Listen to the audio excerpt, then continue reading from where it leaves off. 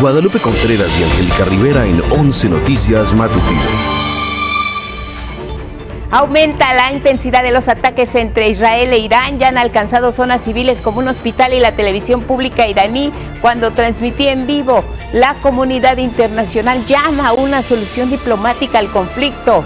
La Cancillería mexicana recomienda a connacionales que se encuentran en ambos países extremar precauciones. Se retira el presidente de Estados Unidos, Donald Trump, de la cumbre del G7 que se realiza en Canadá, esto debido al conflicto entre Israel e Irán.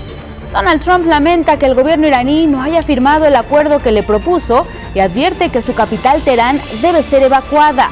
Con el retiro de Donald Trump de esta cumbre, se cancela el encuentro que tenía pactado con la presidenta de México, Claudia Sheinbaum.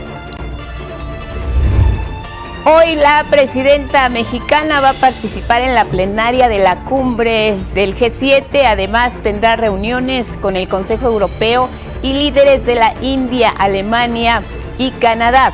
De la agenda de la mandataria mexicana nos tendrá el reporte en vivo nuestro enviado especial en Canadá. Activan alerta roja y naranja por fuertes lluvias aquí en la Ciudad de México. Las afectaciones van desde inundaciones en principales avenidas, encharcamientos en calles, derribo de árboles, hasta afectaciones al transporte público y también colapso de drenajes. Las lluvias son generadas por el ciclón 5E. Esta mañana ya se intensificó a tormenta tropical Eric. En más del mundo, continúan los ataques de Israel a la Franja de Gaza, bombardeos a los centros de distribución de ayuda humanitaria. La Fundación Humanitaria de Gaza, encargada de estos centros, asegura que ha entregado la ayuda sin incidentes, a pesar de lo que hemos visto, denuncias de la ONU sobre el riesgo que corren los gazatíes al acudir a estos sitios donde encuentran en lugar de alimentos, balas.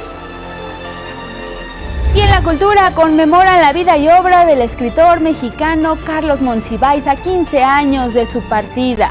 Con 4 mesas de diálogo organizadas por la Universidad Autónoma Metropolitana, se va a analizar su legado como cronista y también como coleccionista.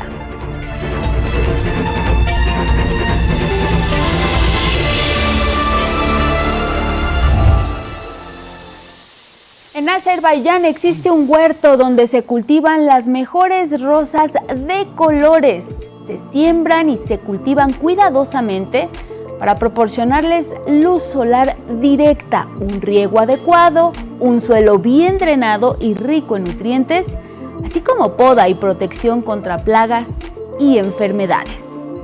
Todo esto es para dar paso a las delicias culinarias.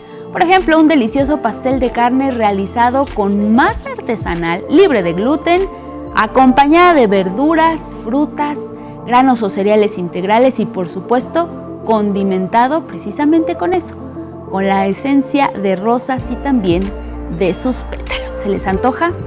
Pues ahí está, en Azerbaiyán.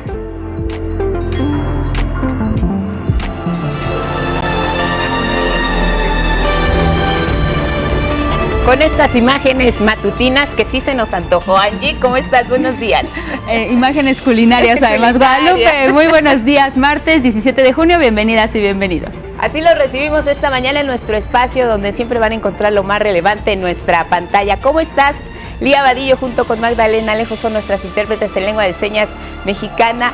Gracias porque nos siguen en plataformas digitales. Les recordamos que también nos pueden seguir y escuchar a través de Radio Instituto Politécnico Nacional. Nos encuentran en el 95.7 de FM. Si ya nos siguen y nos escuchan desde aquí, les saludamos. Aparece un código QR en la pantalla. Siempre le invitamos a que lo puedan escanear. Les lleva directamente a nuestra página con más información. Y claro, como todos los días, compártanos sus opiniones y comentarios. Pueden usar el hashtag 11 Noticias. Y nos vamos directo con los detalles. Así es, vámonos hasta Canadá con nuestro enviado especial Arturo Arellano Merlín.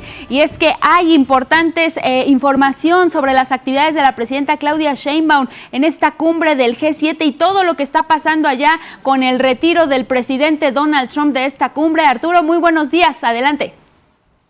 Buenos días, Angélica, Lupita, amigos del auditorio del 11. Pues el día de hoy es el segundo día de la cumbre de estos trabajos del G7 aquí en Kananaskis, en Canadá. Pero vamos a hacer un recuento porque el día de ayer pasaron cosas muy importantes. La presidenta Claudia Sheinbaum Pardo llegó alrededor de las 3:30 de la tarde al aeropuerto de Calgary, el más cercano al punto de encuentro donde se va a llevar a cabo esta reunión.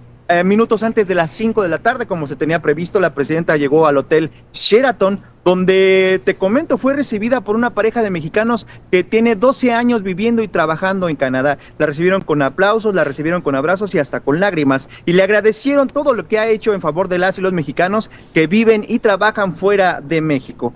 También es importante recalcar que a las 6 de la tarde, en este mismo punto, en el Sheraton, la presidenta se reunió con empresarios canadienses. Al salir de la reunión, Goldie Hyder, presidente y director ejecutivo del Consejo Empresarial de Canadá, aseguró que la reunión con la presidenta fue todo un éxito. Acordémonos que hace unas cuantas semanas también este grupo empresarial sostuvo una reunión, pero en Palacio Nacional. Mientras esta reunión se llevaba a cabo, Angélica, te comento que Karoline Leavitt es la vocera de prensa de Donald Trump, pues daba a conocer que el presidente Donald Trump se retiraba de la cumbre del G7 por las tensiones en Medio Oriente. ¿Qué ocasionó, Angélica, Lupita, amigos del auditorio, esta retirada? Bueno, pues con esta acción Donald Trump canceló 5 reuniones importantes que tenía pactadas el día de hoy, entre ellas la de la presidenta Claudia Sheinbaum Pardo, que se iba a llevar a las 3:40 de la tarde.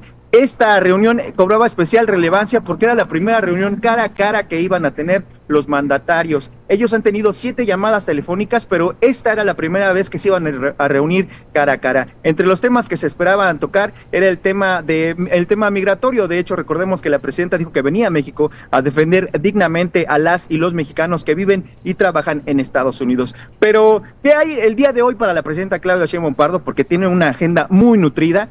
La presidenta Claudia Sheinbaum Pardo tiene a las 10:40 de la mañana, más o menos, la foto del G7. A las 11:40 tiene una reunión trilateral con el Consejo Europeo y la Comisión Europea. Alrededor de las 12 del día, 12:20 de la tarde, una reunión bilateral con el primer ministro de la India, Narendra Modi, que un dato importante aquí, Angélica, amigos del auditorio, Narendra Modi es el presidente más querido, con más popularidad en el mundo, seguido por la presidenta Claudia Sheinbaum Pardo.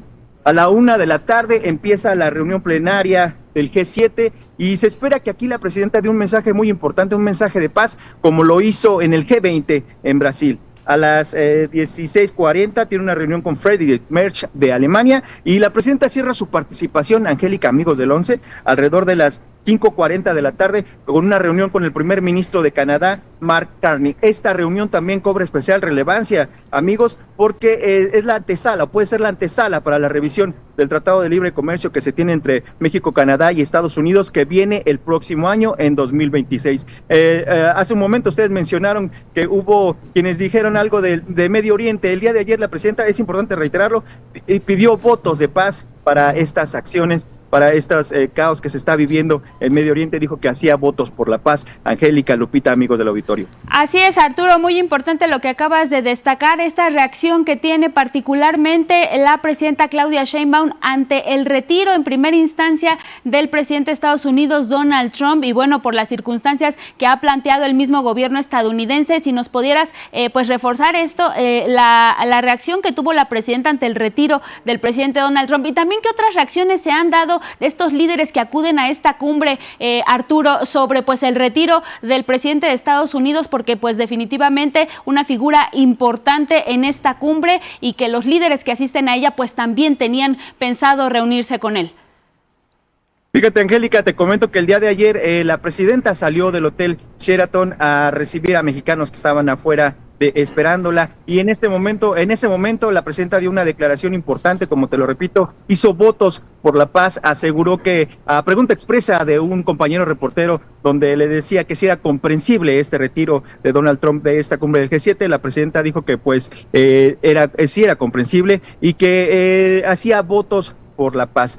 Respecto a las reacciones de los demás líderes, creo que es entendible que estas tensiones que se viven en Medio Oriente pues pone en jaque a la mayoría del mundo, y pues todos están a favor de que en Medio Oriente se llegue a un acuerdo y ya no haya ese tipo de violencia que afecta más a la población en general que vive en esta parte del mundo. Así es, Arturo, importante esto que mencionas, porque incluso como tal el grupo de los 7 pues hacen una declaración conjunta sobre lo que está ocurriendo allá en Medio Oriente, como bien lo señalas, pues a favor de la paz. Importante la agenda que nos has compartido de la presidenta Claudia Sheinbaum, muy interesantes las reuniones bilaterales que tendrá y con la que cerrará, por supuesto, también su participación en esta plenaria de la G7. Muchísimas gracias, Arturo, por la información. Estamos pendientes en los siguientes espacios informativos. Buenos días.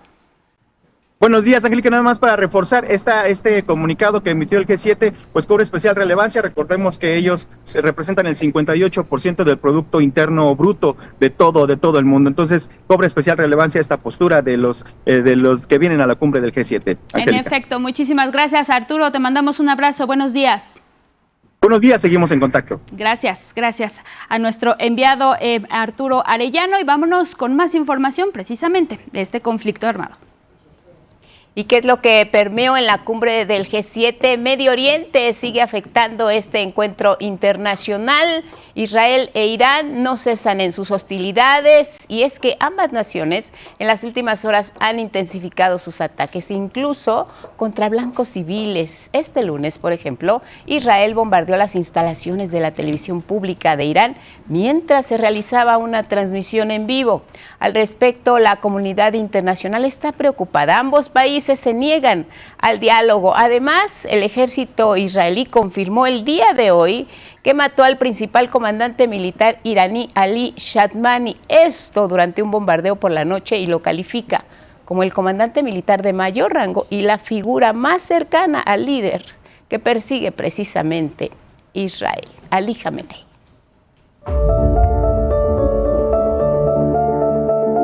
En 4 días de ataques y contraataques, los misiles y drones iraníes han impactado en Tel Aviv, Jerusalén, Haifa y Petah Tikva, dejando al menos 23 personas fallecidas.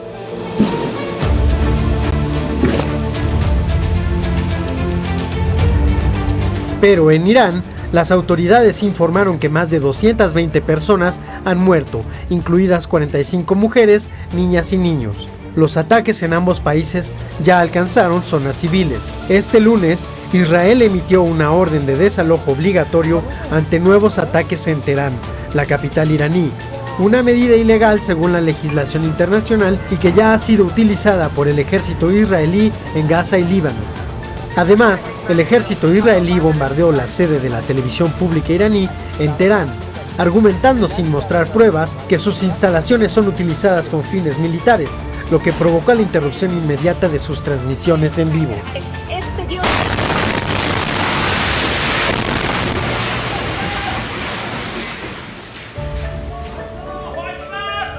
No sé cuántos de mis colegas estaban dentro. Yo estaba en el primer piso cuando ocurrió el atentado. No sé cuántos de mis colegas murieron y cuántos resultaron heridos. Nos habían ordenado evacuar la zona, pero todos se quedaron hasta el último momento. También fue alcanzado un hospital en la ciudad iraní de Kermanshah. El primer ministro israelí Benjamín Netanyahu se niega a dialogar con Irán y dijo que no descarta atacar al líder supremo de Irán, el ayatolá Ali Khamenei. Vimos durante las negociaciones mientras negociaban con Estados Unidos que el líder supremo de Irán, el ayatolá Khamenei, tuiteaba casi a diario: muerte a Israel. Las conversaciones fueron solo una fachada. E Irán aseguró que no tiene sentido dialogar ante la oleada de ataques apoyados por Estados Unidos y otros países occidentales. La negativa de ambas partes ha preocupado a la comunidad internacional, que llama a buscar una solución diplomática. Con información de Anabel Ramírez, 11 Noticias. Y debido a esta situación que se vive allá en Medio Oriente, la Secretaría de Relaciones Exteriores solicitó a las y los connacionales que viven en Irán e Israel a que sigan indicaciones de las autoridades locales y extremen precauciones. Y es que, mire, de acuerdo con la Cancillería, la población mexicana que radica en estas partes de conflicto se encuentran bien y ya en contacto con la Embajada mexicana. También se pone a disposición números de asistencia de ambos territorios en caso de requerir ayuda o protección consular. En tanto, la Embajada de México en Irán informó que autoridades iraníes han suspendido todos los vuelos desde y hacia Irán, esto por motivos de seguridad. Y escuchábamos el reporte desde Canadá. Los líderes del G7 emitieron una declaración conjunta. Afirman que Irán nunca podrá tener un arma nuclear. Y es que el bloque económico que integran Canadá, Francia, Alemania, Italia, Japón, Reino Unido y Estados Unidos instó a que la resolución de la crisis iraní conduzca a una mayor distensión de las hostilidades en Medio Oriente, incluido, dijeron, un alto el fuego en Gaza. Y afirman que Israel tiene derecho a defenderse y reiteran su apoyo a la seguridad en Israel. La declaración publicada la noche de este lunes señala que los líderes del G7 destacan la importancia de la protección a la población civil. Como les hemos informado anticipadamente, pues debido a esta tensión allá en Medio Oriente, Donald Trump se fue de esta cumbre del G7 que se realiza allá en Canadá. Antes de su partida, los participantes de la cumbre mantuvieron la agenda de reuniones que se había acordado. Esta se vio afectada por este conflicto Irán-Israel, la invasión en Gaza y la guerra entre Ucrania y Rusia. Nos reunimos en uno de esos momentos cruciales, esos puntos de inflexión de la historia. El mundo está más dividido y es más peligroso. Estados hostiles y terroristas han expandido sus capacidades y su alcance, amenazando la seguridad global en nuestras comunidades locales. El comercio global, los sistemas energéticos e incluso la inteligencia se están reconfigurando. Después de la toma de la foto oficial de esta cumbre, el presidente Donald Trump anunció que se retiraba. Tengo que regresar lo más pronto que pueda, pero estuve muy bien con estos maravillosos líderes y voy al avión. Tengo que regresar temprano. Quisiera quedarme para mañana, pero ellos entienden, se trata de algo importante. Previamente había lamentado a través de su red social Truth, que también se replica en X, que Irán no hubiera firmado un acuerdo propuesto por él, que supuestamente habría impedido que ese país fabricara armas nucleares. Donald Trump también advirtió que Teherán, la capital de Irán, debía ser evacuada por toda la población. Y es que además el presidente estadounidense publicó ahí mismo en su red social que el presidente Emmanuel Macron, el de Francia, dijo erróneamente que había dejado la cumbre del G7 allí en Canadá para regresar a Washington, D.C. para trabajar en un cese de fuego entre Israel e Irán. Y lo que Donald Trump escribió es mal, no tiene ni idea de por qué ahora estoy camino a Washington, pero ciertamente no tiene nada que ver con un alto el fuego. Mucho más grande que eso, ya sea a propósito o no, Emmanuel siempre se equivoca, estén atentos. Así es textual lo que escribió el presidente Donald Trump en sus redes sociales. Vámonos a otros asuntos. Regresamos con información nacional. El subsecretario de Gobernación, Arturo Medina, hizo un balance de la estrategia México Te Abraza, que sabemos brinda a las y los connacionales repatriados una recepción respetuosa. Les ofrece opciones para retomar su vida en su país natal. Del 20 de enero a la fecha, ha recibido a más de 56,000 mexicanas y mexicanos que han sido repatriados de Estados Unidos. Poco más de 12,000 llegaron vía aérea a través del AIFA y los aeropuertos de Villahermosa y Tapachula. Y para quienes llegan vía terrestre, se instalaron 10 centros de atención en los 6 estados fronterizos. La capacidad es para atender hasta 25,000 personas de manera simultánea. Del 21 de enero que comenzó la estrategia a la fecha, hemos recibido con calidez y humanismo a más de 24,082 de nuestras paisanas y nuestros paisanos en estos centros de atención, a quienes se han brindado más de 236,818 servicios. Hemos entregado más de 92,246 raciones de alimento. Y mira, en medio de esta tensión migratoria, vale la pena destacar y recordar el valor de nuestros connacionales, tanto para las economías de los países donde se encuentran, como de lo que envían a sus familias en territorio mexicano. También esto a propósito del Día Internacional de las Remesas Familiares, que se celebró este lunes. Para reconocer la contribución financiera de los trabajadores migrantes a la economía de sus familias, este 16 de junio se conmemoró el Día Internacional de las Remesas Internacionales. México es el segundo mayor receptor de remesas en el mundo, solo detrás de la India. Casi 5 millones de hogares en México reciben remesas que benefician a 25 millones de personas. Este panorama fue parte del recuento, con cifras, del gobierno federal en el foro Conectando Fronteras, la importancia económica de las remesas familiares, foro que unió la exigencia de respeto a los migrantes en Estados Unidos. Nos sumamos a pues la exigencia del gobierno de México a que se respete en Estados Unidos a nuestros compañeros migrantes, a todas nuestras familiares de mexicanos trabajadores que respetan las leyes allá en Estados Unidos, que se suman al esfuerzo del trabajo, que aportan millones de dólares a la economía norteamericana. Genaro Villamil, titular del Sistema Público de Radiodifusión, propuso realizar un maratón televisivo con la participación de los más de 200 colectivos promigrantes en Estados Unidos. Una transmisión conjunta, un maratón televisivo en agosto, para protestar en contra de las redadas, para defender el derecho al trabajo y el derecho también a que no haya una doble tributación, porque la televisión pública tiene que ser eso, un instrumento de defensa de las causas y de los derechos de los ciudadanos. Durante el evento se destacó que en 2024 el ingreso de remesas a México alcanzó un monto de más de 64 millones de dólares. En los últimos años las remesas han crecido a escala mundial más de lo que venían creciendo en años anteriores. Por ejemplo, entre 2021 y 2022, una vez que salimos de la pandemia por la COVID-19, crecieron 6%. Rocío Flores, titular de Financiera para el Bienestar, propuso a las y los paisanos un uso productivo de las remesas, es decir, destinar una cantidad para iniciar una cuenta de ahorros en CETES, además de invitar a los connacionales a utilizar Telecom para enviar sus remesas. Con información de Araceli Aranday, 11 Noticias. Bueno, pues así con este tema de las remesas familiares, nos vamos a la pausa, regresamos para revisar el panorama por las lluvias. Todo el país amanece mojado. Revisaremos en especial las condiciones en la capital. Volvemos.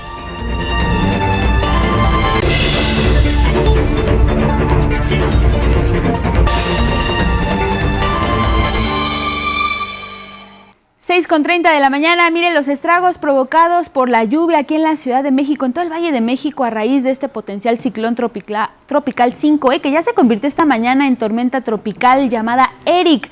Han causado encharcamientos en las principales avenidas de aquí de la Ciudad de México y del Valle de México y pusieron en alerta a por lo menos 9 alcaldías. La tormenta de la tarde-noche de este lunes en la Ciudad de México dejó un acumulado de casi 30 millones de metros cúbicos de agua, es decir, 20 millones más que las lluvias registradas el pasado 2 de junio, consideradas de las tormentas más grandes de la historia de la capital del país. Al momento llevamos casi 30 millones de metros cúbicos de lluvia acumulado. Esta es la distribución de la ocurrencia de la lluvia. Hay sitios donde se rebasaron los 63 milímetros de lluvia, que es bastante, pero la lluvia fue intensa en gran parte de la Ciudad de México. La Secretaría de Gestión Integral de Agua Capitalina informó que la metrópoli recibió 3 veces más agua que la que cae en un día de lluvia normal, lo que provocó el colapso de algunas partes del sistema de drenaje, inundaciones, encharcamientos y afectaciones al transporte público y el transporte vehicular. Normalmente una lluvia de 20, 25 la soporta la Ciudad de México, pero ya una lluvia ya de 30, 40, 50, 60 ya nos provoca muchos encharcamientos. Debido a las extremas precipitaciones, las autoridades activaron la alerta roja para Coyoacán, Azcapotzalco y Gustavo Amadero, así como alerta naranja para el resto de la ciudad. En total se registraron 137 encharcamientos en avenidas principales como Viaducto y algunos tramos del circuito interior, además de calles y colonias de las alcaldías Venustiano Carranza, Iztacalco, Miguel Hidalgo, Iztapalapa, Benito Juárez, Tlalpan, Azcapotzalco, Álvaro Obregón y Cuauhtémoc. No, siempre es lo mismo, siempre se inunda, se mete el agua y pues sí, ya desde las 2 de la tarde pues ya no tuvimos gente. Y nuevamente pues a la alcaldía que pues vengan a desensolvar. Sí, fue un torrencial tremendo, eso estuvo. Por la basura, si fueran más limpios no se dañaría la colonia, pero así es esto, que vengan a desensolvar todo esto, ¿no? Pobrecito de nosotros, ¿no? Hemos pasado muchas pérdidas en cuestión de inversiones y materiales y pues se generan muchas pérdidas tanto de dinero como de tiempo. Cientos de trabajadores de la Secretaría de Aguas, Protección Civil, Secretaría de Seguridad y el Cuerpo de Bomberos atendieron la emergencia. El desasolve de estas coladeras, que desafortunadamente, pues mire, están causando el gran problema con el flujo vehicular. Basura.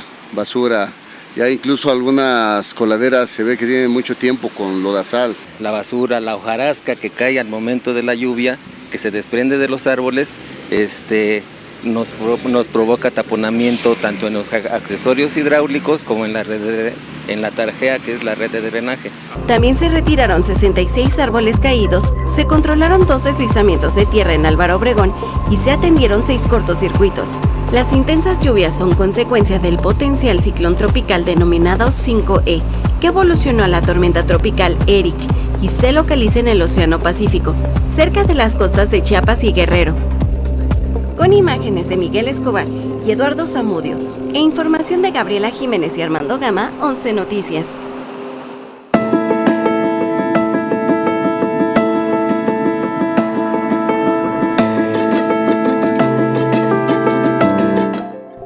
Pues así las lluvias en la Ciudad de México, pero para conocer los detalles del estado del tiempo en todo el país, ya nos acompaña Rafael Guadarrama. Rafa, bienvenido, buenos días, adelante. Muy buenos días, Angie, ¿cómo estás? Me da mucho gusto saludarte. Bueno, vamos a ver cómo se encuentra justamente el pronóstico.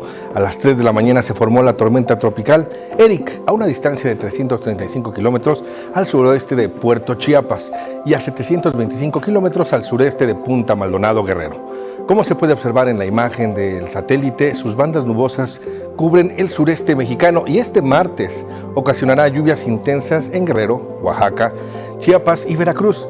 El pronóstico oficial indica que este sistema podría ser el primer ciclón tropical de la temporada 2025 en impactar alguno de los estados del sureste mexicano, especialmente en Oaxaca o Guerrero, pero con fuerza de huracán categoría 2 en la escala Saffir-Simpson. Esta situación, por supuesto, origina un temporal de lluvias en la mayor parte del territorio nacional y para esta tarde se prevén lluvias muy fuertes en occidente y en el centro del país, incluyendo a nuestro Valle de México. Nos mantendremos al pendiente, por supuesto, de la evolución del sistema y le recomendamos atender las indicaciones de Protección Civil. Pasemos ahora al pronóstico regional. Mucho ojo con los intensos aguaceros que se esperan en Veracruz, Guerrero, Oaxaca, Tabasco y Chiapas, pues podrían generar derrumbes, deslaves e inundaciones. El ambiente será fresco con nieblas, así que también conduzca con mucha precaución. Aquí en el centro tendremos una jornada lluviosa en Puebla, en el Estado de México, en Morelos, en la Ciudad de México e Hidalgo.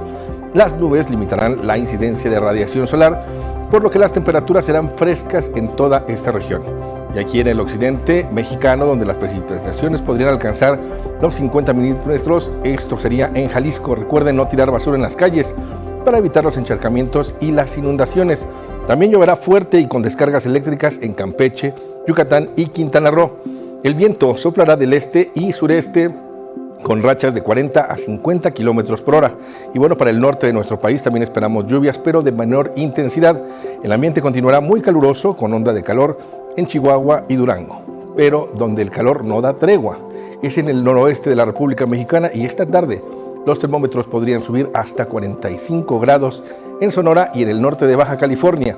Tomen agua ahí en esa región de forma abundante. Y bueno, hasta aquí la información del estado del tiempo. Que pasen un excelente día.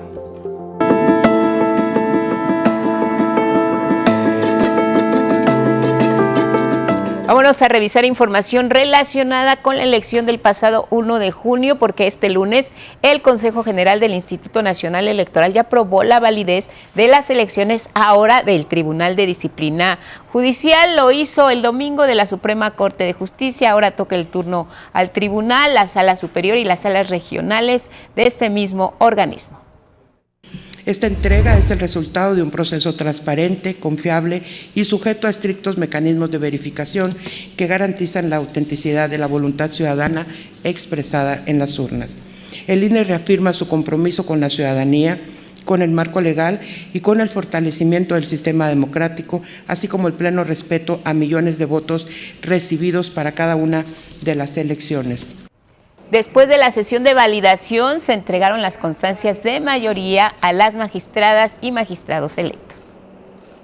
Este tribunal es una respuesta al requerimiento de mexicanas y mexicanos que querían una justicia más transparente, más acercada al pueblo, donde tuvieran mayor oportunidad de conocer a sus juezas y jueces y magistrados, de sentirse cuando menos en algún momento atendidos por ellos y que las sentencias reflejen lo que realmente se planteó en los hechos. Bueno, y ahora les vamos a compartir algunos de los gastos que se ejercían en la Suprema Corte de Justicia de la Nación, sobre lo que se ha cuestionado el lujo en el que viven actualmente ministras y ministros. La Suprema Corte de Justicia de la Nación durante décadas fue sinónimo de suntuosidad y despilfarro. Además de los altos salarios, camionetas blindadas, muestra de ello son los procesos de contratación de recursos materiales, en su mayoría con adjudicaciones directas y en artículos que no siempre están justificados en el desempeño de las personas juzgadoras. Aquí algunos ejemplos. En el servicio de estacionamiento para los 5 edificios sedes de la Suprema Corte de Justicia de la Nación, se alquilan 1,340 lugares, con un costo diario de 80 a 100 pesos cada uno, para un total anual de 29 millones de pesos. Y aunque suene curioso, también hubo licitaciones para contratar cursos de canto y piano, el cual se cotizó en 19,000 pesos. También se compraron figuras decorativas de Temis, diosa de la justicia. En el 2023 se adquirieron 50 piezas con un costo de 1,450 pesos cada una, para un total de 72,500 pesos más IVA. Se erogaron recursos públicos en 20 placas de bronce para identificación de las oficinas de los servidores públicos o recintos de la Suprema Corte.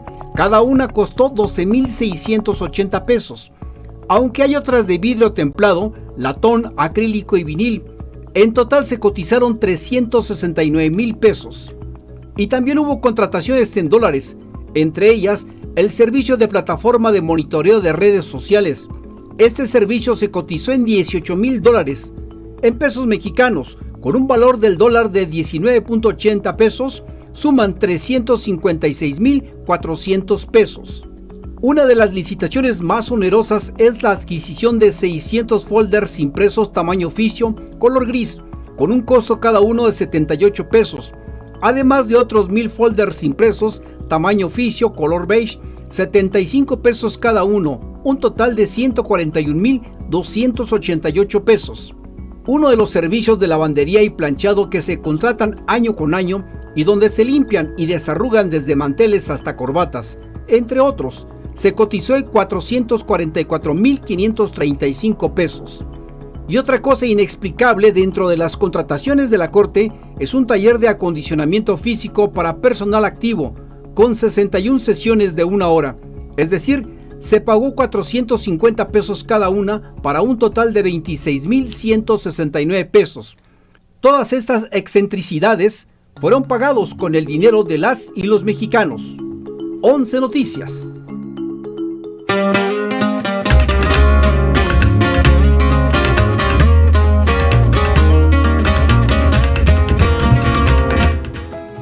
Miguel de la Cruz, ¿cómo estás? Buenos días. Muy bien, qué gusto buenos verte. días, igualmente. Mira nada más, ¿qué te Mira parece? quién tenemos aquí. Extraordinario, se le extraña muchísimo. ¿Sabes qué me llama la atención? Es que en otros años, aquí mismo en el canal, me dicen, oye, tienes que hacer algo especial. Y entonces yo me movía y casi nada se movía en el medio. Ahora, pues la siguiente nota es sobre un ciclo de mesas. Mañana se presenta un libro. Hoy por la tarde el Fondo de Cultura Económica hace una transmisión desde la librería Rosario Castellanos, donde uno de los temas es Carlos Monsiváis. O sea, si cumples 15, te van a recordar todos. Si no, hay que buscarlo un poco, ¿no? Claro, 72 de vida, se le extraña muchísimo, dejó un legado tremendo, pero era un gran personaje. Me encantaba cuando se reía Miguel.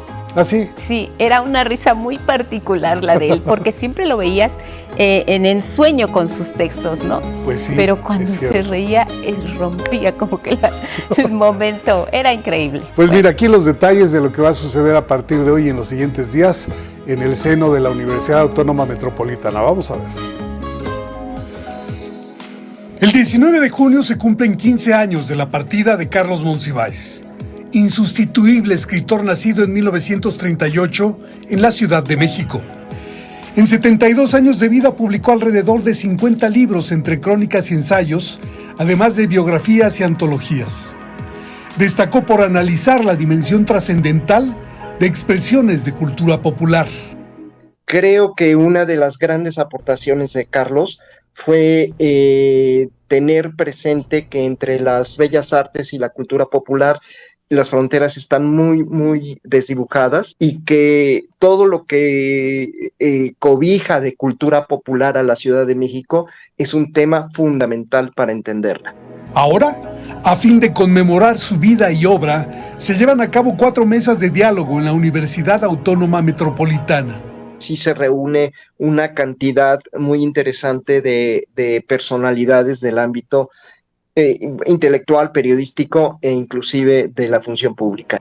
Genaro Villamil, Jesús Ramírez, Consuelo Sáizar, Marta Lamas, Rolando Cordera, Marisa Lara, Arturo Guerrero y Antonio Saborit estarán entre más de 25 personas invitadas a conversar sobre las apasionadas afinidades intelectuales de Carlos Monsiváis. Las 4 mesas tratarán el legado social de Monsiváis, su función como cronista y coleccionista, y en la última se hablará de los amigos con la presencia de Elena Poniatowska. Que yo le decía a la maestra Elena Poniatowska es que esa relación de Monsi y Pony no solo afecta o no solo repercute en 2 personas, sino que repercute en la historia y en la tradición del periodismo cultural en México.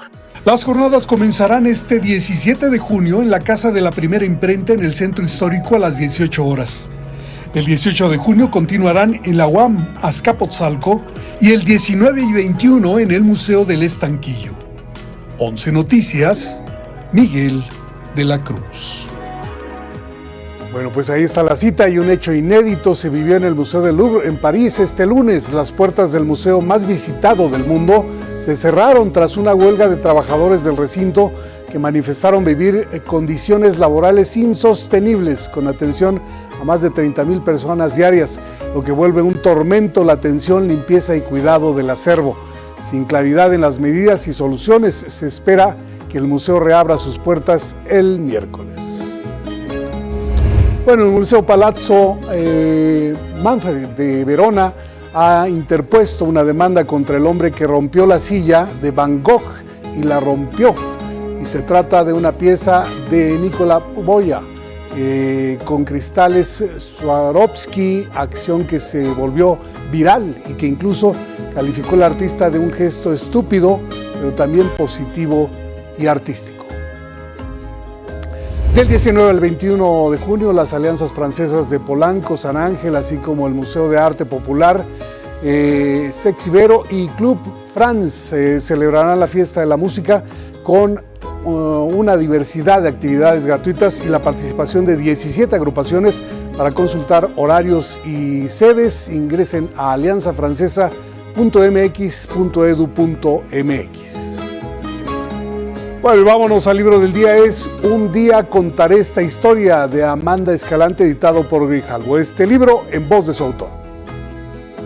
Una autobiografía, un libro que toca muchos temas, que habla de mi padre, de mi relación con mi padre, de mi relación con mi madre, de mi relación con la industria de la música, de mi relación con la industria de la televisión. O sea, de un terremoto al otro, yo me vuelvo una adulta, me vuelvo amanditita y me doy cuenta que no he sanado muchas cosas. Fue como si el segundo temblor me despertara. Entonces, es la puerta más directa a mi intimidad, a mi mente y a mi corazón.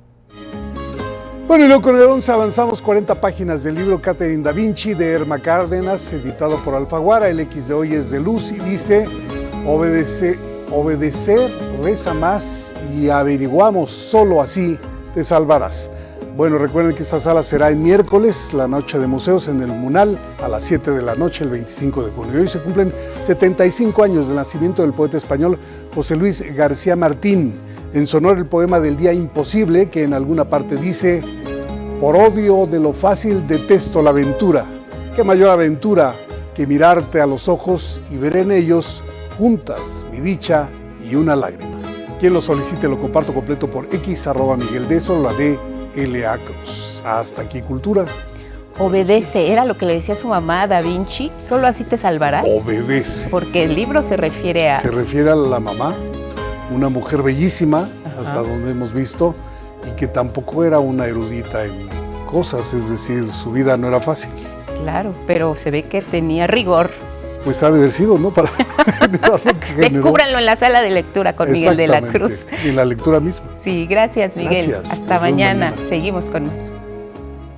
Vamos a cambiar de tema y es que el gobierno de México ya inició obras para la construcción de 22,000 viviendas en 6 estados. Esto como parte del Programa Nacional de Vivienda. Se espera que para julio comience el registro para quienes estén interesadas o interesados en inscribirse a este programa. Aquí le contamos cómo va a poder realizarlo.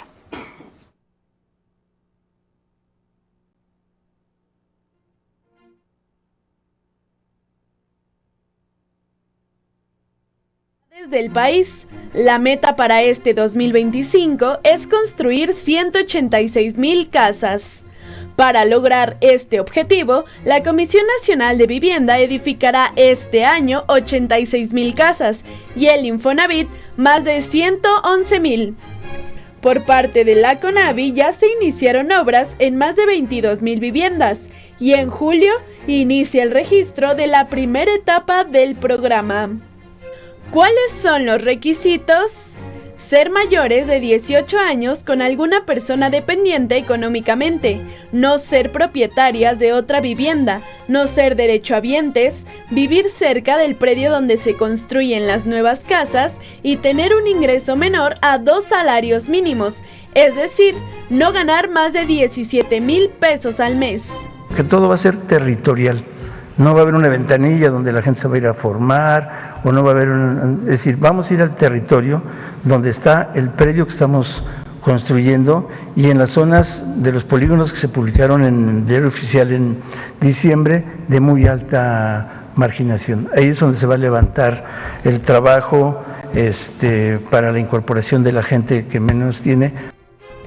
La secretaria de Desarrollo Agrario, Territorial y Urbano alertó de la presencia de supuestos gestores que solicitan dinero a cambio de la incorporación a este programa. Sobre todo las comunidades más alejadas pueden pedir desde 300 pesos, pero ya sabemos casos que piden 35, 50 mil pesos. Entonces, por favor, insistir a la gente que nos escucha que no se dejen sorprender. En ningún caso hay listas, en ningún caso está condicionado a ningún tipo de apoyo de nada. Por su parte, el director general del Infonavit, Octavio Romero, detalló que al momento se han identificado 843,000 viviendas en situación incierta, de las cuales 145,000 están habitadas de forma irregular. Y en caso de que los dueños de dicha vivienda no reclamen ese predio, el Infonavit planea un nuevo esquema.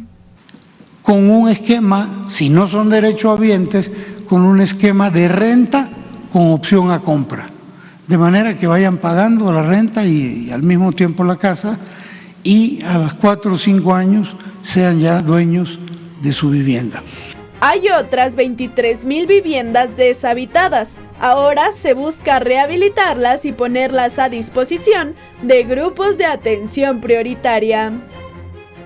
Y sobre los más de 4 millones de créditos impagables del Infonavit, a 915,000 ya se les aplicaron descuentos, quitas o congelamientos. Para finales del año se habrá beneficiado a los más de 3 millones restantes. 11 Noticias, Karen Ballesteros. Más sobre el tema de la vivienda, porque de octubre pasado a la fecha el Instituto del Fondo Nacional de la Vivienda para los Trabajadores ha presentado 150 denuncias ante la Fiscalía General de la República por actos de corrupción. Además, están preparando otras 61 para los siguientes 3 meses. Recordemos que entre las redes fraudulentas que se gestaron por décadas, dentro del instituto se encuentran las ventas de una misma vivienda hasta 4 veces por año. Los juicios en los que se demandaban a derechohabientes en entidades distintas a sus domicilios para que no se enteraran y perdieran incluso sus casas. Ahí están también los créditos impagables y los desalojos injustificados. y se le ha rescindido el contrato a 22 trabajadores del Infonavit por actos de corrupción. En enero 1, en febrero, en abril, y en total ya suman los 22 empleados que ya se les rescindió su contrato. Desde el pasado 27 de abril, la presidenta Sheinbaum informó que Infonavit presentaría más de 3.800 denuncias ante la Fiscalía General de la República por todos los actos de corrupción detectados. Vámonos con información capitalina, y es que los jóvenes y las jóvenes que tengan que dejar sus estudios por falta de recursos ya no será así, y es que continúa el registro y la entrega de apoyos a quienes estudian en alguna de las universidades públicas de aquí, de la Ciudad de México. La beca a universitarias y universitarios para transporte y más avanza en la Ciudad de México. 55,000 estudiantes de nivel superior, más de la mitad de los beneficiarios previstos para este año se han inscrito. Y el día de hoy vamos a entregar 10,000 apoyos estudiantiles y con ellos sumamos 55,000 apoyos. Y la buena noticia es que el próximo mes recibirán otros 20,000 estudiantes y al final del año serán 100,000 estudiantes universitarios que van a recibir apoyo. Y el próximo año seguiremos entregando más apoyos. ¿Hasta cuándo? Hasta que logremos la universalidad. Las y los universitarios de este programa reciben un apoyo económico bimestral de 1,500 pesos. El único requisito es estudiar en alguna universidad pública de la Ciudad de México. Va a ser quizás bastante beneficioso porque no tenemos como tal muchos apoyos, pero pues va a ayudar para que sigamos haciendo lo que más nos gusta, que es estudiar.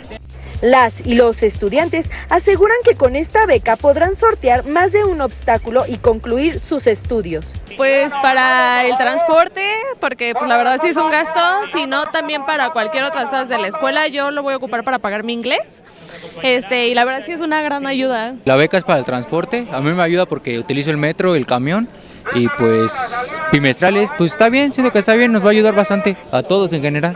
Principalmente a mí en el caso de los gastos de los libros, que son de un costo más elevado, y también de material escolar, principalmente en ingeniería segura. Con imágenes de Eduardo Casanova y José Navarro, 11 Noticias, Gabriela Jiménez.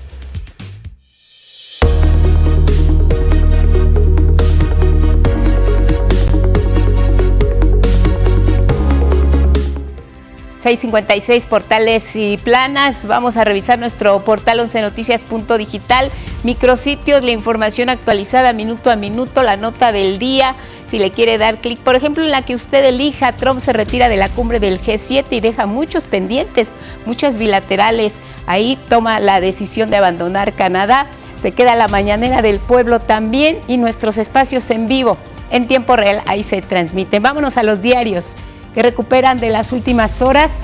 En la jornada, Sheinbaum hace votos por la paz en Medio Oriente. La nota principal, Trump deja la cumbre del G7, dice la jornada por guerra entre Israel e Irán.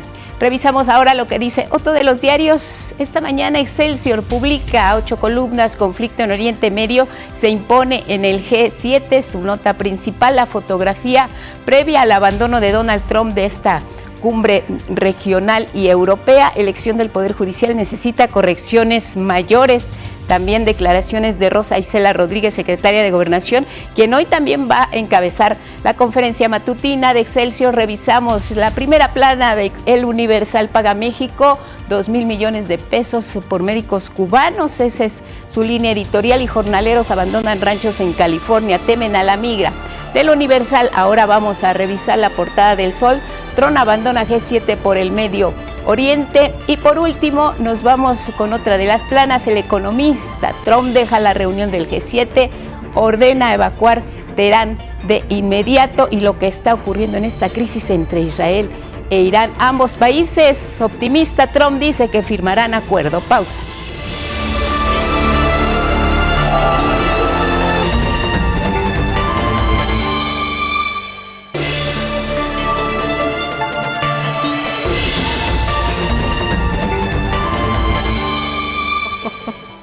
7 de la mañana en el tiempo del centro, momento de la ciencia y también la tecnología, el medio ambiente. Rafa Guadarrama, nuevamente bienvenido. Hola, Rafa. Hola, ¿cómo estás, Lupita? Angie, muchas gracias por saludarlas nuevamente. Y bueno, vamos a ver pues información diferente. Primero, algo sobre pañales, pues que usan los bebés y que pueden tardar hasta 500 años en degradarse.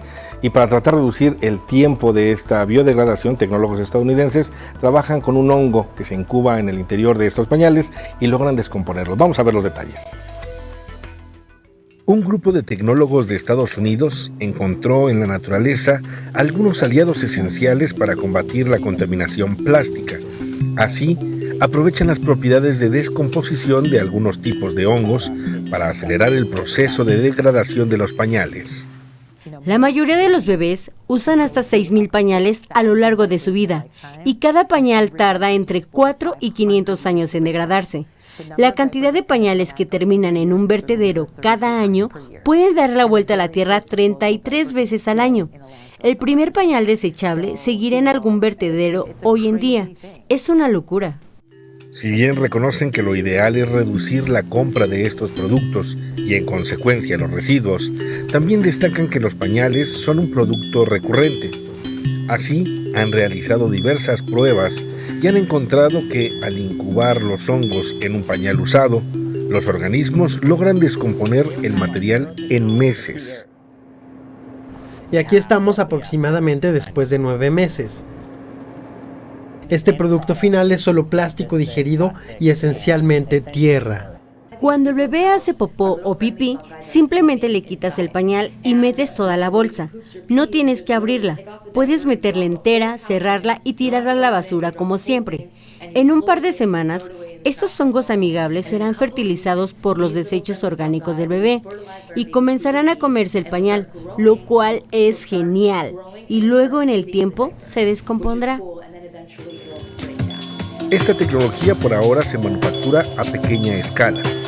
Sus desarrolladores consideran que tiene el potencial de sumarse a otras alternativas para reducir la contaminación de polímeros.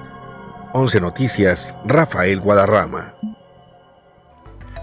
Bueno, hablemos ahora de tortugas. La Comisión Nacional de Áreas Naturales Protegidas compartió algunas imágenes y resultados positivos de la temporada de anidación 2024-2025 de la tortuga laúd en el santuario Barra de la Cruz Grande en Oaxaca. Se registraron en este lugar 227 nidadas y el nacimiento de casi 8.500 crías que llegaron al mar con éxito.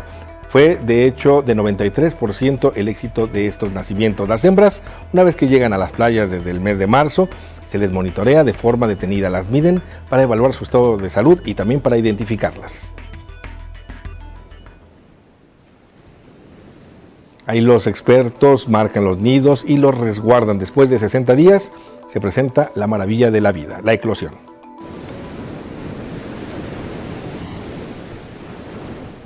Las tortugas laúd son las más grandes de las tortugas marinas, alcanzan una longitud de 2.3 metros, pesan hasta 600 kilogramos y viven de 50 a 90 años. El santuario Barra de la Cruz Grande de Oaxaca es parte de una veintena de estas playas donde en años recientes se protege a las tortugas. En México llegan a anidar 6 de las 7 tortugas marinas que existen en el mundo. Y bueno, hablemos ahora del desarrollo de quimeras, una rama de la medicina cuyo fin último es desarrollar órganos y tejidos humanos completos a partir de animales. Una tecnología que a la fecha está en perfeccionamiento. Y un ejemplo de esto es una investigación de científicos del Centro Oncológico de la Universidad de Texas, quienes han logrado introducir algunas células humanas en ratones, esto a través del líquido amniótico en hembras gestantes. Los roedores que nacieron tuvieron una presencia de células humanas mínimas gracias a que las inocularon cuando estaban en una etapa conocida como organoides. Este avance, que fue difundido en un congreso sobre células madres en Hong Kong, es importante pues facilita hacer estudios sobre la evolución de los tumores. Y bueno, cerramos con este otro trabajo. En este caso los investigadores son del Instituto de Biotecnología de Guangzhou en China. Ellos lograron crecer células humanas en pequeños corazones de embriones de cerdo. Los sobresalientes que lograron que estos corazones se mantuvieran latentes durante 21 días. Esto también se presentó en un congreso médico en Hong Kong y se difundió en la revista Nature. Y bueno, es parte de la información que tenemos este día. Wow, qué interesante el tema de los pañales, Rafa. ¿Qué se hace? ¿Cómo es el proceso hay que, pues supongo, juntarlos, se someten a algún proceso en especial para después aplicarles el hongo. ¿Cómo es todo esto? Pues la propuesta es que una vez que se utilice el pañal, se coloca una especie de cartón donde está pues ahí la presencia de algunos hongos y otras sustancias que facilitan la degradación, y la idea es que a lo mejor se pudieran separar, pero se envíen a la basura, literal. Y la expectativa es que una vez llegando a la tierra o llegando a algún ambiente, al ecosistema, por acción también justamente del ambiente, se vayan degradando, y en el lapso de a lo mejor 9, 10 meses, un año, esto se convierta ya en un material biodegradable completamente, es decir que la tierra lo vuelva a absorber. Y esto es justamente a partir de las propiedades de los hongos. Los hongos, de manera natural, son los organismos vivos de nuestro planeta que se encargan justamente de la biodegradación. Entonces lo que hacen los investigadores es justamente aprovechar estas propiedades y biodegradarlos. Por supuesto, esto es discutible, ¿no? Sí, Pero... Y lo discutíamos hace un momento, ¿no? Una alternativa que sin duda le haría bien al medio ambiente, supone retos de cualquier forma su implementación, pero que de cualquier manera pues coloca en el centro del debate otra vez, Rafa, pues qué hacer ante pues disyuntivas como los pañales desechables, que sin duda aminoran el tiempo de cuidado, sobre todo de las mujeres hacia los hijos, o optar por algo más ecológico que definitivamente ayudará al medio ambiente, pero pues reducirá el tiempo que tengas disponible, ¿no? Sí, sobre todo por eso, porque ahora la vida cotidiana justamente obliga quizá a tener este tipo de alternativas, y sin duda están, por ejemplo, los pañales desechables, que muchos de ellos en realidad solamente son algunos pañales de tela, otros tienen alguna cubierta de plástico, y lo que hacen es colocar una pequeña membrana de pues algún tipo de polipapel o papel un poquito más resistente, y este papel es el que se desecha y se va a la basura, en este caso a lo mejor cuando tengan algo de popó, ¿no? Y cuando es pipí, pues es algo mucho más fácil, se puede lavar más fácilmente. Las alternativas están ahí, o sea, incluso en términos de los pañales ecológicos, también ya se ha avanzado, no es solamente ya el pedazo de tela que a lo mejor se utilizaba cuando éramos niños, quizá, algunos de nosotros. Y pues esto, la pregunta es importante seguir generando más residuos. ¿Qué hacemos, no? ¿Estos en cuánto tiempo se degradan sin este avance que nos acaba de explicar? Sin el hongo que los degradaría en 3 meses, ¿en cuánto tiempo normalmente se degradaría? Podría degradarse en décadas, por ejemplo. Sí. O sea, justamente porque es un plástico. Podría ser dependiendo del tipo de ambiente en el que está, pero justamente pensando en que esté enterrado en un relleno sanitario, ahí podría ser pues de décadas. Entonces también esto coloca otra vez entre nuestras formas de consumo, nuestros hábitos de consumo, que también tendríamos que ir modificando, ¿no? Efectivamente, hay que revisar qué barbaridad, Rafita. Pues a ver qué piensan las familias que tienen chiquitos, que utilizan pañales, cómo viven el día a día con este tipo de materiales que, bien dices, Angie, les ahorran tiempo, pero también pues ponen ahí el debate del daño que pueden ocasionar al medio ambiente. Rafa, siempre interesante tu sección, te vemos mañana. Nos vemos mañana por acá. Gracias, buenos días. Y tenemos información importante, los consulados de México en Estados Unidos han compartido recomendaciones fundamentales para las y los connacionales en caso de que sean detenidos, porque siguen las redadas en los Estados Unidos, se están ampliando a ciudades santuario, Chicago, Nueva York, y no se diga Los Ángeles, donde todavía persiste incluso ahí el toque de queda. Lo primero, fundamental, paisanas y paisanos, connacionales en Estados Unidos, mantener la calma, difícil en estas condiciones, y la recomendación que han hecho insistentemente es ser respetuosos, no poner resistencia al arresto, no agredir a la autoridad, no mentir ni entregar documentos falsos. Importante tampoco que firmen documentos que no entiendan, además de que es importante que tienen derecho a guardar silencio, pedir que se notifique al consulado, en fin, recomendaciones fundamentales en estos momentos para evitar que las redadas los sorprendan. En estos momentos es muy importante que sepas que si bien tenemos la obligación de respetar las leyes en Estados Unidos, también se tienen derechos en este país independientemente de tu situación migratoria. La Red Consular Mexicana recalcó la importancia de conocer estos derechos, puso a disposición de los connacionales un número telefónico, es del Centro de Información y Asistencia a Personas Mexicanas, es el 520-623-7874, está en pantalla, se lo repito, 520-623-7874, si tienen una persona, un familiar, un conocido que vive en los Estados Unidos, pásenle este contacto, ahí se les brinda todo el apoyo y la asesoría que necesitan centros de información y asistencia a personas mexicanas en Estados Unidos.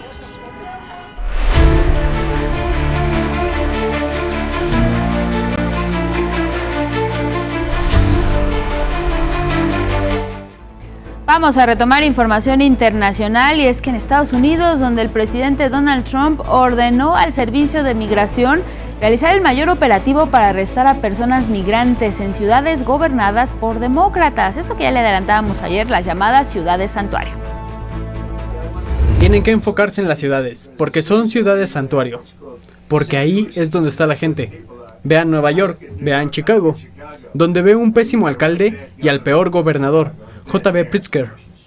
Y es que de acuerdo con la ley local, la policía de esta ciudad de santuario no están obligadas a colaborar con el Servicio de Migración, que es a nivel federal. El subsecretario de Estados Unidos, Christopher Landau, aseguró que con el gobierno de la presidenta Claudia Sheinbaum habrá más cooperación que nunca en materia de seguridad y lucha contra el crimen organizado. Fomentamos la prosperidad en ambos lados de la frontera para el mejoramiento de la situación de vida de ambos pueblos, la situación de seguridad. Otra vez, ambos países tenemos los mismos retos que nos enfrentan con los cárteles, sobre todo, el narcotráfico, obviamente temas de migración siguen siendo relevantes, aunque los números de migración han han desplomado de una manera dramática desde la llegada del presidente Trump a la Casa Blanca. Así que eso es un éxito. Aún tenemos algunos retos en esos temas. ¿Cómo podemos, pues, mejorar y trabajar más de la mano? Porque obviamente a ninguno de nuestros países nos conviene que el crimen organizado, pues, tenga relevancia en ambos lados de la frontera. Estamos ambos, creo, dispuestos a trabajar de la mano. En conferencia de prensa binacional, el subsecretario Landau habló sobre la reciente visita que realizó a México, donde se reunió con la presidenta Claudia Sheinbaum en Palacio Nacional, una conversación donde se abordó la próxima visita del secretario de Estado Marco Rubio a nuestro país, así como otros encuentros con funcionarios del gobierno del presidente Donald Trump. Esto sería en las próximas semanas. Aún no tenemos ficha para la visita, pero esperemos que sea en un futuro muy próximo. La idea es que tengamos 4 o 5 secretarios nuestros que van a visitar la Ciudad de México en el futuro muy próximo, sobre todo para hablar, ojalá firmar algunos acuerdos en temas de seguridad, pero esos temas están muy pendientes en la agenda. Seguimos en Estados Unidos y es que fue detenido Vance Volter, supuesto responsable de los ataques directos a 2 legisladores demócratas. Y es que en uno de ellos asesinó a la funcionaria Melissa Hortman y a su esposo. Y en el segundo ataque hirió al legislador John Hoffman y a su esposa. Las autoridades de la Unión Americana describen a Volter como un fanático de la ultraderecha. En Minnesota, Estados Unidos, fue detenido Vance Volter, sospechoso del asesinato de la legisladora estatal Melissa Hortman y su esposo, y de herir al legislador John Hoffman y a su cónyuge. Ambos legisladores demócratas fueron atacados en sus respectivas casas la madrugada del sábado. Hoffman logró sobrevivir. Ahora Volter está acusado de 6 cargos federales con penas que van de 20 años de prisión hasta la pena de muerte. Los cargos incluyen acechar a los Hortman y a los Hoffman utilizando instalaciones interestatales, asesinatos con arma de fuego, más 2 cargos de intento de homicidio intencional sin premeditación. El fiscal federal Joseph H. Thompson informó los pormenores de la captura y calificó los crímenes de escalofriantes. ya que, dijo, acosaba a sus víctimas como si fueran presas. La captura de Butler tomó aproximadamente 43 horas. No hay duda de que es la mayor cacería humana en la historia de Minnesota. Involucró a un centenar de detectives y 20 equipos SWAT en la escena donde fue detenido. Tras localizar y rodear al sospechoso en el bosque, los equipos policiales le pidieron rendirse y Butler se arrastró hasta ellos para ser arrestado.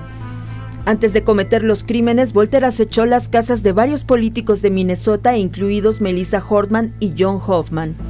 De acuerdo con las investigaciones, Butler tomó nota de sus posibles blancos. Esas notas fueron encontradas en un cuaderno que tenía una lista de más de 45 funcionarios electos de Minnesota. Butler fue ingresado a la prisión del condado de Hennepin y se encuentra bajo custodia federal. Con información de Emma Landeros, punto de referencia. Del otro lado del mundo, Israel mantiene su ofensiva militar en la Franja de Gaza, desde bombardeos hasta ataques a personas que acuden a los centros de distribución de ayuda humanitaria. Se reporta la muerte de al menos 58 personas en las últimas horas, pero desde la habilitación de estos sitios en mayo se registra el fallecimiento de 358 gazatíes. De acuerdo con la Fundación Humanitaria de Gaza, respaldada por Israel y Estados Unidos, ha entregado más de 3 millones de comidas en sus centros, y así lo reportan, sin incidentes. Sin embargo, gazatíes y representantes de Naciones Unidas han asegurado que las fuerzas de Israel han atacado de manera persistente a quienes acuden en busca de alimento. Fuimos ahí pensando que recibiríamos ayuda para alimentar a nuestros hijos, pero resultó ser una trampa, una matanza. Les aconsejo a todos no vayan. Israel argumenta que está restringiendo la distribución porque el grupo Hamás desvía la ayuda alimentaria.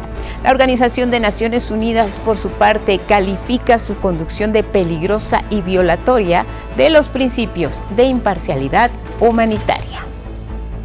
Israel ha convertido los alimentos en armas y ha bloqueado la ayuda vital. Insto a que se realicen investigaciones inmediatas e imparciales sobre los ataques mortales contra civiles desesperados que intentan llegar a los centros de distribución de alimentos.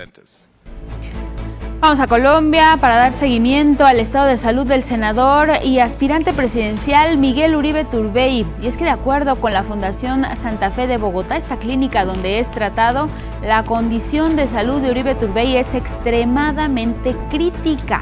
Esto debido a un edema cerebral persistente y sangrado intracerebral de difícil control. Esto después de que salió de una cirugía de emergencia este lunes. Y es que mire, desde el 7 de junio, Miguel Uribe Turbey ha sido sometido a 3 operaciones quirúrgicas tras ser atacado, como ustedes recuerdan, a tiros durante un mitin político. Y miren, en localidades de España, Italia, Portugal y Francia alzaron la voz en contra del turismo de masas, al cual acusan de causar un incremento desproporcionado en el costo de vida. Advierten que genera un aumento en la infraestructura y servicios para visitantes, lo que puede llevar al desplazamiento de residentes locales por el aumento de precios.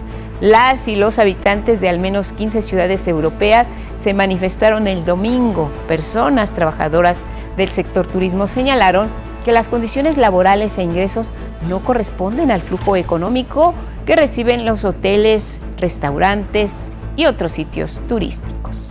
El modelo turístico de Barcelona nos está ahogando profundamente, o sea, es un modelo que está absolutamente caducado, ya no sirve más. La gente de Barcelona no quiere más turismo, ya es un sentido común cada vez más mayoritario, porque nos está echando de nuestros barrios, nos está echando de nuestras casas, ¿no? Como consecuencia, no se puede pagar ya los precios de alquiler de Barcelona. Bueno, vamos a revisar ahora los temas que destacan algunos diarios en el mundo. Vamos a comenzar en España con este portal Diario Red, que hace referencia a esta decisión del presidente Donald Trump de retirarse anticipadamente de la cumbre del G7. Esta información que ya le habíamos manejado más temprano, pues de cómo el presidente de Estados Unidos se va de esta cumbre que se celebra allá en Alberta, Canadá, y que previamente pues fue la vocera de la Casa Blanca, Caroline Leavitt, quien anunció esta resolución. Este portal también menciona que la salida anticipada de Donald Trump dejó en suspenso la reunión Como sabemos, era la presidenta Claudia Sheinbaum quien había manifestado su interés de abordar directamente con su homólogo estadounidense la situación particularmente de las personas migrantes allá en la Unión Americana, especialmente tras estas redadas allá en Los Ángeles y los anuncios de nuevas deportaciones. Ese es su tema principal de este portal Diario Red. Nos vamos ahora a Canadá con The National Post. Su nota principal habla sobre la reunión entre el primer ministro de Canadá, McCartney, y el presidente Donald Trump.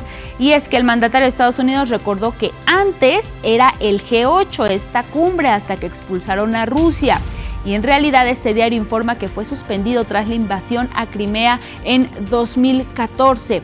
También refiere que Donald Trump considera que un acuerdo con Canadá es posible y en referencia a esto a la cuestión arancelaria. En otra información de este mismo diario, lo que destaca es que Donald Trump informa que Irán busca llegar a un acuerdo para desescalar el conflicto con Israel. Sin embargo, el primer ministro de Israel, Benjamín Netanyahu, continúa con los ataques constantes. También este diario cita una declaración de Donald Trump que de manera textual refiere a sí quieren hablar, pero debieron hacerlo antes. La imagen principal de este diario vemos al primer ministro de Canadá, McCartney, está recibiendo a Donald Trump cuando este llegó a esta reunión, a esta cumbre del G7 este mismo lunes. Nos vamos ahora a España con La Vanguardia. En su nota principal hace referencia a que el presidente del gobierno español, Pedro Sánchez, descartó las elecciones y retó al Partido Popular y también a Vox a la moción de censura, replicando así las demandas de dimisión o de adelantar las elecciones. Sánchez rechaza avanzar las elecciones y reta a Feijóo a una moción de censura. En otra información también de portada menciona que se ha propuesto a Barcelona para la ubicación del nuevo departamento de la Comisión Nacional de los Mercados de Competencia, cuya labor es inspeccionar el trabajo de los medios de comunicación. Y aunque no se ven peros, es como dice este diario con el plan, sí existe uno, y es que si Juntos rechazaría pactar si el Consejo del Audiovisual de Cataluña no recibe las competencias exclusivas de esta región. La imagen principal de este diario, una de ellas del lado izquierdo, observamos a dos hombres, esto en ruinas. Detrás de ellos se puede apreciar que es una zona ahí de Medio Oriente, muy probablemente de Israel. Y del lado derecho lo que observamos es una mujer conductora poco antes del ataque a la televisora estatal iraní, que le reportábamos también. Ambas naciones se amenazan entre sí con nuevos ataques a la población civil, Israel e Irán. Hasta aquí la información internacional. Vamos con más.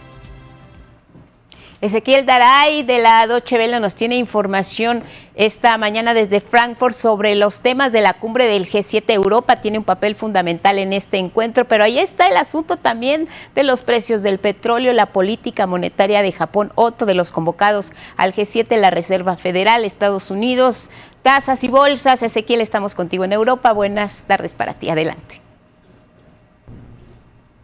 Semana convulsionada en el ámbito económico a nivel global, porque está marcada por la reunión del G7 que está teniendo lugar hasta este martes en Canadá, y a la cual se abordan algunos temas de importancia económica, como la crisis o estas negociaciones entre la Unión Europea y los Estados Unidos por llegar a un acuerdo comercial antes del 9 de julio, cuando vence la prórroga que estableció Donald Trump. Un Donald Trump que se fue antes de la cumbre y dijo en el avión que la oferta que por ahora le estaba dando Europa a los Estados Unidos no era justa. También se están hablando otros temas, como la posible inclusión de más miembros para tener mayor representatividad en el futuro, como podrían ser India o Brasil.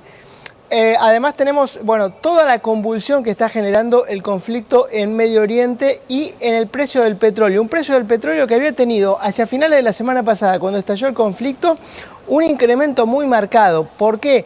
No tanto por la producción o la comercialización de petróleo, que depende de Irán, que es apenas un jugador que representa el 2% de la comercialización del producto mundial, sino por la posibilidad de que se bloqueara el famoso estrecho de Hormuz, por donde pasa, sí, el 30% del comercio mundial, y esto sería un grave golpe para Occidente. Pero como ese bloqueo parece no estarse dando, ni que Irán lo pueda hacer más allá de las amenazas, el precio del petróleo se movió a la baja y ya se encuentra en los valores incluso previos al conflicto. También cambios importantes en Japón, en su política monetaria. El Banco Central de Japón anunció que va a reducir la compra de bonos de deuda japonesa. Esto es un cambio de estrategia fundamental, porque recordemos que Japón es el país más endeudado del mundo, pero la deuda está en poder de los propios japoneses y gran parte de esa deuda era comprada, monetizando ese déficit a través del Banco de Japón.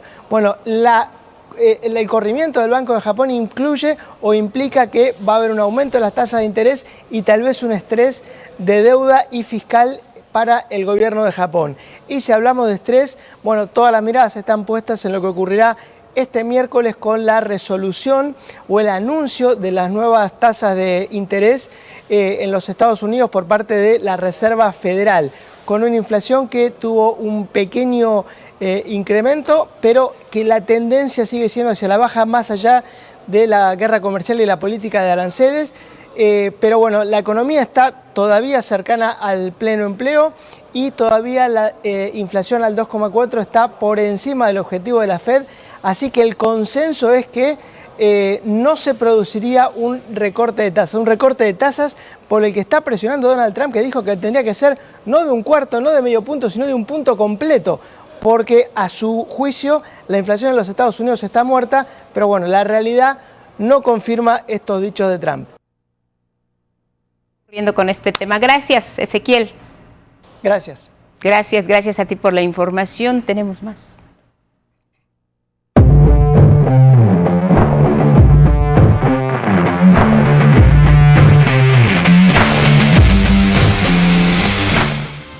Información deportiva, Gabriel Sáenz, listo, como siempre, buenos días, bienvenido. Buenos días, Ángel, buenos días a nuestro auditorio. Pues sí, vamos con la información deportiva. Vamos. Porque Monterrey, Nuevo León, una de las ciudades sedes del Mundial de Fútbol del 2026, se declara lista para recibir la justa deportiva más famosa del mundo.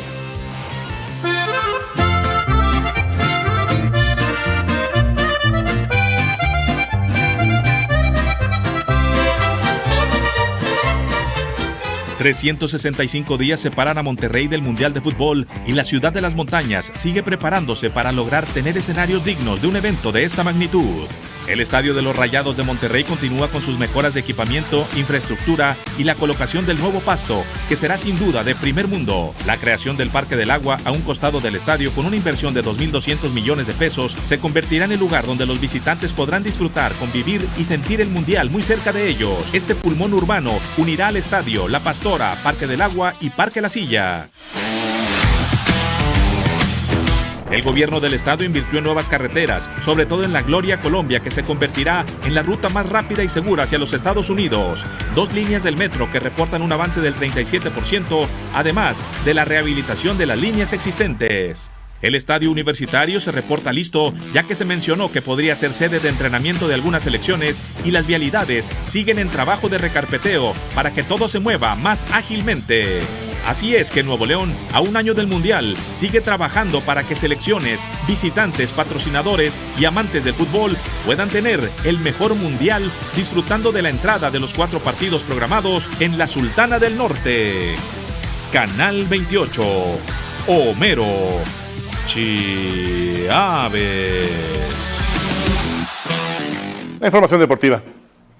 Gracias, Gabriel. Nos vamos hasta Palacio Nacional a la conferencia matutina. Regresamos al estudio de 11 Noticias Guadalupe, ya nos vamos, no sin antes recordarles pues esto que está ocurriendo en el Pacífico mexicano, esta tormenta tropical Eric. Ya la presidenta Claudia Sheinbaum ha emitido un mensaje de alerta, se activan de manera preventiva plan Marina y también el plan DN3. Así es, cerca de Chiapas, ahí está pues estableciéndose este fenómeno meteorológico.